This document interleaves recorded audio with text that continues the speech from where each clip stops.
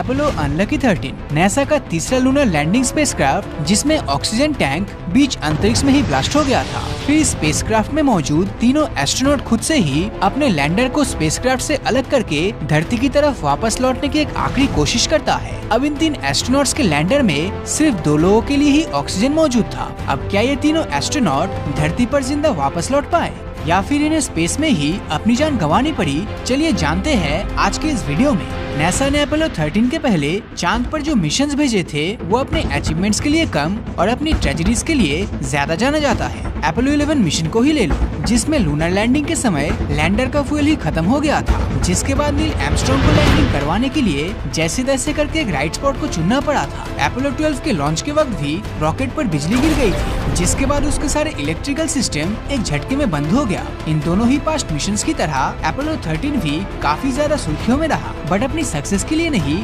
बल्कि अपने successful failure के लिए। इस मिशन का मेजर एलिमेंट था इसमें यूज होने वाले स्पेसक्राफ्ट, जिसके 3 हिस्से थे, एक कमांड मॉड्यूल ओडिसी, एक लूनर मॉड्यूल एक्वारिस और एक सर्विस मॉड्यूल। एस्ट्रोनॉट्स की भाषा में कमांड मॉड्यूल और सर्विस मॉड्यूल को ऑर्बिटर कहा जाता है, और वो इसलिए क्योंकि तीनों क्रू मेंबर्स चांद के ऑर्बिट में पहुंचने तक ओडिसी कमांड मॉड्यूल में ही रहने वाले थे, जिसको प्रोपल्शन, ड्रिंकिंग वाटर, इलेक्ट्रिसिटी और सांस लेने वाले ऑक्सीजन रॉकेट में लगे सर्विस मॉड्यूल प्रोवाइड करने वाला था। एक बार जैसे ही ऑर्बिटर चांद की ऑर्बिट में सेट हो गया तो फिर आगे का काम लूनर मॉड्यूल एक्वारिस का था, जो सिर्फ 2 दिनों तक 2 लोगों को पावर सप्लाई और ऑक्सीजन प्रोवाइड कर सकता था। हालांकि ये तीनों ही क्रू मेंबर्स इस बात से अनजान थे कि यही 2 लोगों की क्षमता रखने वाला छोटा सा एक्वारिस आगे जाकर इनके मिशन का सबसे इम्पोर्टेंट रोल प्ले करने वाला है। 11 अप्रैल 1970 की दोपहर में केप कैनेडी स्पेस स्टेशन से अपोलो 13 स्पेसक्राफ्ट सक्सेसफुली लॉन्च होकर धरती के एटमॉस्फेयर से बाहर निकलते हुए चांद की तरफ आगे बढ़ा। कमांड मॉड्यूल में बैठे क्रू मेंबर्स तो ये सोचकर ही काफी खुश हो रहे थे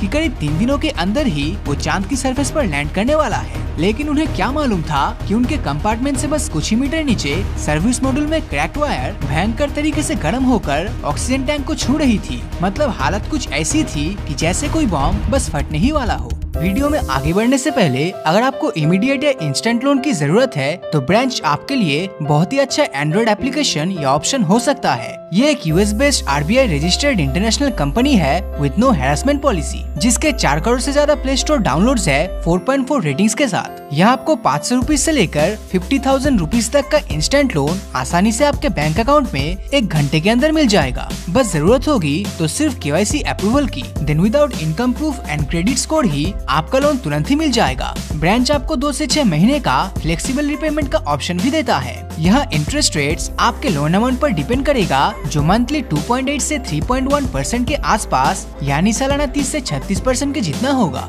तो सबसे पहले आपको एंड्रॉइड प्ले स्टोर से ब्रांच ऐप डाउनलोड करके अपने मोबाइल नंबर या फेसबुक आईडी से लॉगिन करना है। फिर अपना पैन, आधार और सेल्फी सबमिट करके अपना केवाईसी डिटेल्स कंप्लीट करना होगा। फिर अपना लोन अमाउंट और बैंक अकाउंट डिटेल्स डालते ही पैसा आपके बैंक अकाउंट में पहुंच जाएगा। तो देर किस बात की, आज ही डिस्क्रिप्शन में दिए गए लिंक में क्लिक करके प्ले स्टोर से ब्रांच ऐप को डाउनलोड कीजिए और अपना लोन अमाउंट आज ही बैंक अकाउंट में पाइए। करीब 2 दिनों के सफर के बाद 13 अप्रैल 1970 की शाम जब अपोलो 13 धरती से 22,000 किलोमीटर दूर था, तब उनमें से 2 एस्ट्रोनॉट्स एक्वारिस लूनर मॉड्यूल को चांद पर लैंडिंग के लिए प्रिपेयर कर रहे थे, और उनके साथ ही command module pilot Jack service module में मौजूद first and second oxygen tank को क्रायोस्टीर करने की तैयारी कर रहा था। अब अगर आप सोच रहे हो कि ये क्रायोस्टीर क्या है, तो ये आमतौर पर स्पेस मिशन के दौरान यूज होने वाला एक रूटीन प्रोसीजर होता है, जो टैंक में मौजूद ऑक्सीजन एंड हाइड्रोजन के प्रेशर को आउटर स्पेस की ठंड में कम होने से बचाता है। अब 13 अप्रैल के दिन जैसे ही जैक ने क्रायोस्टीर को ऑन किया,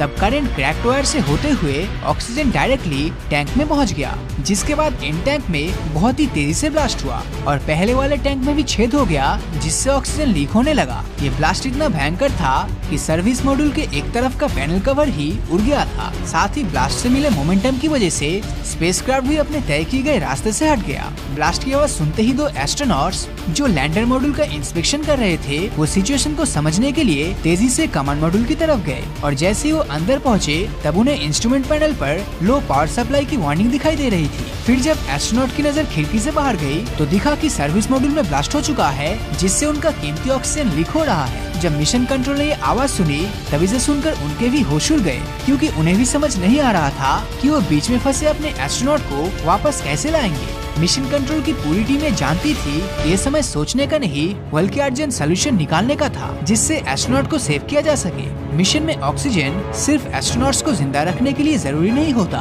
बल्कि हाइड्रोजन से कंबाइन होकर पानी भी प्रोवाइड करता है। साथ ही इससे इलेक्ट्रिसिटी सप्लाई के लिए 3 फ्यूल सेल्स चार्ज भी होता है। यही कारण था कि ऑनबोर्ड क्रू मेंबर्स ने दुर्घटना होने के तुरंत बाद गाइडिंग सिस्टम को छोड़कर बाकी सभी इलेक्ट्रिकल कंपोनेंट्स को बंद कर दिया ताकि धरती के एटमॉस्फेयर में उनकी रीएंट्री के लिए इलेक्ट्रिसिटी को सेव किया जा सके। सभी चीजों को बंद करके तीनों crew members Aquarius lunar module में चले गए, लेकिन एक्वारिस में जो ऑक्सीजन और जगह थी वो सिर्फ 2 लोगों को ही 2 दिन के लिए जिंदा रखने के लिए था और वो 2 लोग थे लॉविल और हेइस। हालांकि ये दोनों अपने तीसरे साथी जैक को कमांड मॉड्यूल में मरने के लिए नहीं छोड़ सकते थे, जिसके बाद उन्होंने डिसाइड किया कि जिएंगे तो साथ और मरेंगे भी साथ, और इसी वजह से तीनों जरूरी इक्विपमेंट्स के साथ एक्वारिस में शिफ्ट हो गए। खैर यहाँ भी दिक्कत खत्म नहीं हुई क्योंकि ब्लास्ट की वजह से स्पेसक्राफ्ट अपने तय किए गए रास्ते से भटक गया था और उसे वापस अपने पाथ पर लाना लगभग नामुमकिन था। अब तीनों एस्ट्रोनॉट ये समझ नहीं पा रहे थे कि उन्हें आगे क्या करना है। ऐसे में ग्राउंड कंट्रोल ने डिसाइड किया कि वो एक्वारिस के इस्तेमाल से ही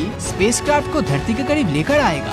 अब एक्वारिस का इंजन ज्यादा पावरफुल नहीं था और उसमें फ्यूल भी लिमिटेड ही था, जिसके चलते ग्राउंड कंट्रोल ने सोचा कि क्यों न धरती की तरफ शिप को डाइवर्ट करने के लिए चांद की ग्रेविटी की हेल्प ली जाए। उस समय के स्पेसक्राफ्ट में लगे गाइडिंग डिवाइसेस नोकिया के छोटे मोबाइल से भी कम डेटा प्रोसेस कर पाता था, जिस वजह से स्पेसक्राफ्ट को पाथ पर लाने के लिए जो कैलकुलेशंस थी वो कंट्रोल रूम को ही करनी पड़ी। अगर कैलकुलेशंस करने में कंट्रोल रूम देरी कर देता तब स्पेसक्राफ्ट चांद के पीछे चला जाता और ऐसे में तीनों एस्ट्रोनॉट्स को बचा पाना लगभग नामुमकिन हो जाता। कंट्रोल रूम के सभी साइंटिस्ट कैलकुलेशन में लग गए और कुछ ही समय में उन्होंने नीडेड वैल्यूज शिप के क्रू तक पहुंचा दिया, जिन्हें सटीक तौर पर इम्प्लीमेंट करने के बाद स्पेसक्राफ्ट अपने पाथ पर वापस लौट आया। जब स्पेसक्राफ्ट धरती की तरफ बढ़ रहा था तब क्रू ने और ज्यादा इलेक्ट्रिसिटी बचाने के लिए गाइडिंग सिस्टम को भी बंद कर दिया। साथ ही ग्राउंड कंट्रोल से मिले इंस्ट्रक्शन के अनुसार क्रू को अगले 2 दिनों तक पानी का कम कंजम्पशन करने का इंस्ट्रक्शन दिया, क्योंकि धरती के एटमॉस्फेयर में दाखिल होने के समय उन्हें ऑक्सीजन और हाइड्रोजन एनर्जी की जरूरत पड़ने वाली थी। अब 2 लोगों की कैपेसिटी वाले एक्वारिस में 3 एस्ट्रोनॉट्स बैठे थे, जहाँ का तापमान भी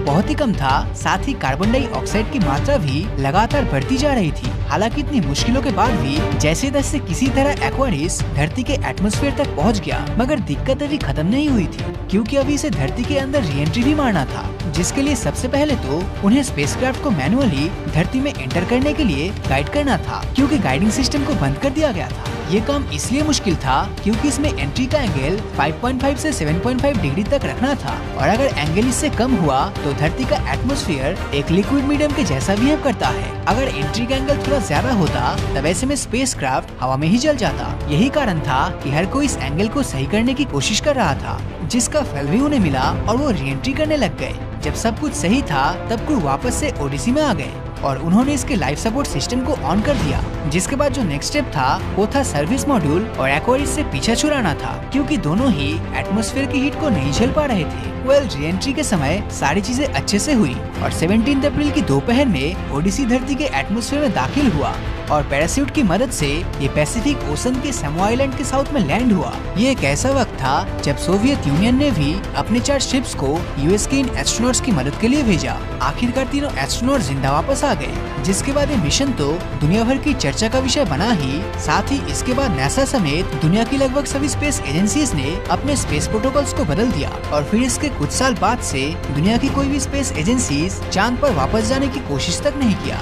तो अगर ये वीडियो आपको अच्छा लगा तो इस वीडियो को लाइक और अपने दोस्तों के साथ शेयर करना मत भूलना, और अगर अभी तक आपने हमारे चैनल को सब्सक्राइब नहीं किया है तो सब्सक्राइब करके नोटिफिकेशन बेल को ऑन कर दीजिए, क्योंकि मैं ऐसी वीडियोस हर हफ्ते लाता रहता हूँ। तो मिलता हूँ आपसे अगले वीडियो में, और हमेशा की तरह थैंक्स फॉर वॉचिंग।